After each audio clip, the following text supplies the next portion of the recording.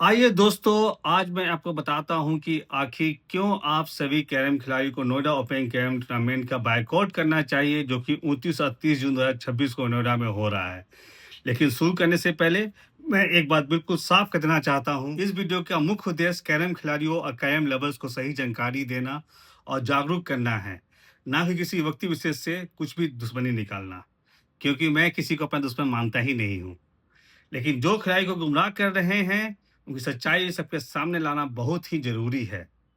तो चलिए, मेरे पास 7 पॉइंट है कि आपको क्यों ये टूर्नामेंट बायकॉट करना चाहिए। पहला point, all senior players are boycotting this tournament. जहाँ तक मेरी जानकारी है, इंडिया के अधिकांश सीनियर टॉप प्लेयर्स और कई सीनियर प्लेयर्स इस टूर्नामेंट में पार्टिसिपेट नहीं कर रहे हैं। जी हाँ दोस्तों, वे इस टूर्नामेंट को बायकॉट कर रहे हैं। शायद कैरम के इतिहास में पहली बार ऐसा हो रहा है जब कैरम फेडरेशन ऑफिशियल्स की मनमानी के खिलाफ प्लेयर्स एकजुट हुए हुए हैं और किसी टूर्नामेंट को बायकॉट कर रहे हैं। ये खिलाड़ी टूर्नामेंट क्यों नहीं खेल रहे हैं, क्या आपको पता है? मैं बताता हूँ। कैरम के फ्यूचर के लिए, जूनियर प्लेयर्स के कैरियर के लिए, अपने रिस्पेक्ट के लिए, स्पोर्ट्स मिनिस्ट्री से मान्यता के लिए और कैरम ऑफिसर्स में विजन और कैरम फेडरेशन में ट्रांसपेरेंसी लाने के लिए। मैं सब जूनियर, जूनियर और सीनियर सभी खिलाड़ियों से मैं ये कहना चाहता हूँ, ये समय स्ट्रॉन्ग और बोल्ड डिसीजन लेने का है। प्रोफेशनल कैरम के अस्तित्व के लिए एकजुट होने का है। स्पोर्ट्स मिनिस्ट्री से मान्यता को प्रायोरिटी देने का है, पर अफसोस कि हमारे कैरम फेडरेशन के ऑफिसर्स ये टूर्नामेंट सिर्फ खिलाड़ियों का ध्यान भटकाने के लिए करने जा रहे हैं। आप भरोसा नहीं कि वहां भी किसी के खिलाफ बातें करके प्लेयर्स को फिर से मिसगाइड ना किया जाए, क्योंकि इनका स्वभाव ही यही बन चुका है। खुद क्या कर रहे हैं वो नहीं देखना, लेकिन दूसरों पर आरोप लगाते रहना है। दूसरा पॉइंट, फूडिंग एंड लॉजिंग का सच। हर बड़े ओपन कैंप टूर्नामेंट में बाहर से आने वाले खिलाड़ियों को फ्री फूडिंग और लॉजिंग दी जाती है, लेकिन यहाँ क्या हो रहा है?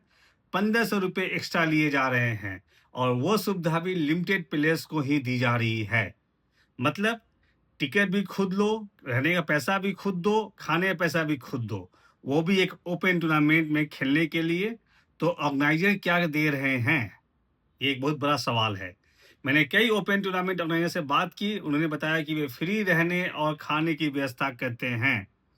अब सोचिए, जब एक छोटा क्लब तक बेसिक फैसिलिटी देता है खिलाड़ियों को इस अपने ओपन टूर्नामेंट में पार्टिसिपेट करने का, तो इस नोएडा ओपन टूर्नामेंट के ऑफिसर्स खिलाड़ियों से ये सब कुछ क्यों ले रहे हैं?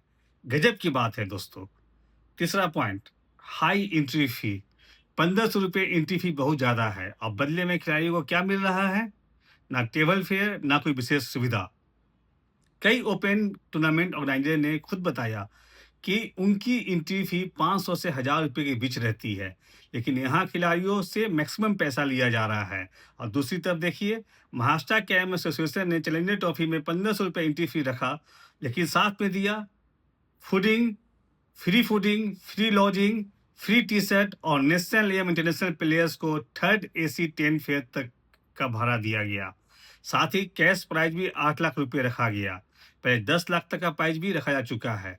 डीपीसीएल में भी सभी प्लेयर्स एंड अंपायर्स को सारी फैसिलिटी प्रोवाइड की गई थी।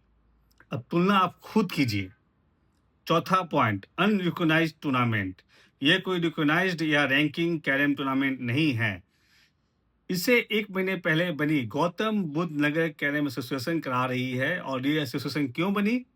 क्योंकि तथाकथित कैरम फेडरेशन की जनरल सेक्रेटरी और आईसीएफ सेक्रेटरी जनरल वहां शिफ्ट हो गए हैं।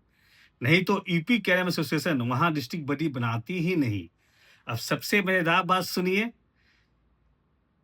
एक ही परिवार का एक मेंबर आईसीएफ और दिल्ली स्टेट का जनरल सेक्रेटरी है, तो दूसरा मेंबर एआईसीएफ का जनरल सेक्रेटरी और गौतम बुद्ध नगर डिस्ट्रिक्ट कैरम एसोसिएशन का प्रेसिडेंट।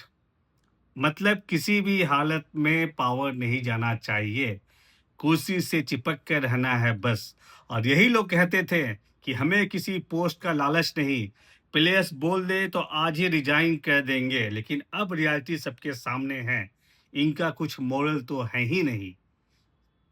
यहाँ तक कि एआईसीएफ के कुछ ऑफिसर्स भी बोल रहे हैं कि प्राइवेट टूर्नामेंट कराने के बजाय स्पोर्ट्स मिनिस्ट्री से मान्यता लेने पर फोकस करना चाहिए था। अभी सभी को समझ में आ रहा है, लेकिन इन्हें समझ में नहीं आ रहा। पांचवा पॉइंट, पहले खुद रोकते थे आप सभी खिलाड़ियों को ओपन टूर्नामेंट खेलने के लिए। आप में से कई खिलाड़ियों को पहले दूसरे ओपन टूर्नामेंट खेलने से ऑफिशियली रोका गया था, चाहे डीपीसीएल हो, महाराष्ट्र चैलेंजर ट्रॉफी हो या कोई और ओपन टूर्नामेंट। मैं खुद गवाह हूँ, प्लेयर्स को कॉल करके मना किया जाता था, बोला जाता था इलीगल टूर्नामेंट क्यों खेल रहे हो, किससे पूछ कर खेल रहे हो। खुद कॉल करते थे और दूसरों से भी कॉल कराते थे। लेकिन सबसे बड़ी बात, दिल्ली स्टेट के सेक्रेटरी जो कि आईसीएफ के सेक्रेटरी जनरल भी हैं और एआईसीएफ का सारा काम वो भी वही करते हैं, अपने खिलाड़ियों को कभी कोई भी ओपन कैरम टूर्नामेंट खेलने से नहीं रोका, ना ही रोक पाए। लेकिन दूसरे स्टेट्स के प्रेसिडेंट और सेक्रेटरी पर दबाव बनाते थे कि अपने प्लेयर्स पर एक्शन लो। नतीजा क्या हुआ? कई स्टेट ने अपने अच्छे खिलाड़ियों पर एक्शन ले लिया और खुद अपनी टीम को कमजोर कर लिया। प्लेयर्स से बीच उनकी बदनामी अलग से हुई।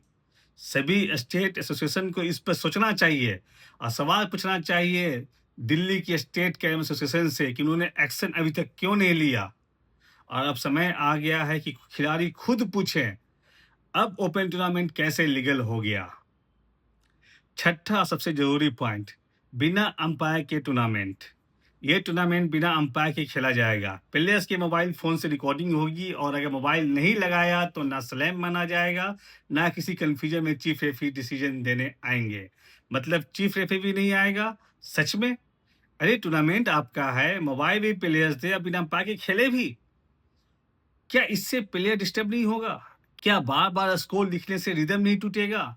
क्या टेम्परामेंट पर असर नहीं पड़ेगा? सब पड़ेगा, लेकिन इन्हें कोई फर्क नहीं पड़ता क्योंकि इनका फोकस सिर्फ पैसा बचाने पर है। और ऑडिट रिपोर्ट भी शायद कभी ना दिखे क्योंकि खर्च तो कहीं दिख ही नहीं रहा। सब खर्चे का पैसा प्लेयर से ही लिया जा रहा है। सातवां पॉइंट, टूर्नामेंट में कोई ट्रांसपेरेंसी नहीं है। बिग अपॉर्चुनिटी बोल दिया 5 लाख का, पर ये तो टोटल प्राइज मनी है, किसको कितना मिलेगा, कैश प्राइजेज कितने पोजीशन तक मिलेगा, रूल्स क्या है, पैटर्न क्या है खेलने का, कुछ भी पता नहीं। बस आप एंट्री फी दे दो, बाकी सब बाद में बताएंगे। मतलब एंट्री फी देकर आप मजबूर हो जाओ कि इनके हिसाब से किसी भी रूल्स से खेलने के लिए, क्योंकि ये खुद बोलते हैं कि इनकी मर्जी ही चलेगी। अगर मैं नेट सेल में कहूँ तो ये टूर्नामेंट सिर्फ खिलाड़ियों को मिसगाइड करने के लिए कराया जा रहा है। अपनी फ्लेयर्स को छुपाने की कोशिश है ये बस। प्लेयर से ही पैसा लेकर उसी से कैश प्राइज देना और फैसिलिटी लगभग जीरो। अब फैसला आपको करना है दोस्तों, क्या ज़्यादा ज़रूरी है, अनरिकॉग्नाइज्ड ओपन टूर्नामेंट खेलना या एआईसीएफ की डिस्प्यूट को सॉल्व करने के लिए इन पर प्रेशर बनाना। स्पोर्ट्स मिनिस्ट्री से मान्यता लेना कितना जरूरी है, ये एहसास कराना इनको, और कैरम और इसके खिलाड़ियों का फ्यूचर सिक्योर करने के लिए इनको एक्शन लेने की जरूरत है, ये बताना। दोस्तों, नेशनल टूर्नामेंट का सब्स्टिट्यूट कोई ओपन टूर्नामेंट कभी नहीं हो सकता। दोस्तों सोचिए, समझिए और फिर फैसला कीजिए, क्योंकि आज आपका डिसीजन कल कैरम का फ्यूचर तय कर सकता है। हम कोशिश कर रहे हैं, आप भी साथ दीजिए। आइए हम लोगों के साथ मिलकर हम लोग कैरम को आगे बढ़ाते हैं। वीडियो अच्छा लगे तो लाइक करें, कमेंट में अपनी राय जरूर दें और शेयर करें कैरम कम्युनिटी को जागरूक करने के लिए। साथ ही मेरे new Facebook page Kumar Ajay को स्पोर्ट्स एंड मोटिवेशन अपडेट्स के लिए जरूर फॉलो करें। तो दोस्तों, आप सभी से गुजारिश है कि इस नोएडा ओपन कैरम टूर्नामेंट का बायकॉट करें और दिखा दे पूरे कैरम कम्युनिटी को कि अगर खिलाड़ी नहीं तो कोई टूर्नामेंट नहीं और ना ही कोई कैरम महासंघ। आप सभी को कुमार जय का नमस्कार। जल्द ही मिलते हैं एक और वीडियो के साथ। जय हिंद, जय कैरम। धन्यवाद।